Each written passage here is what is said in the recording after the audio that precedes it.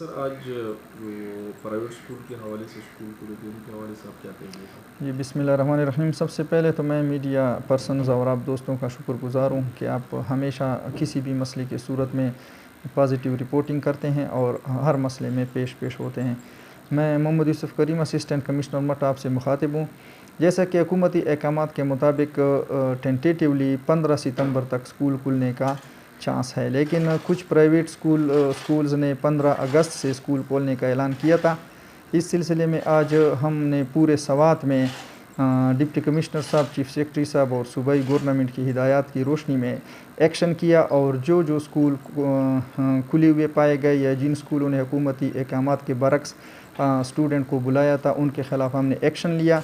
इसमें हमने section 33 NDMA के तहत SHO साहिबान को मुरासले अरसाल किए कि वो उनके ख़िलाफ़ FIR दर्ज करें।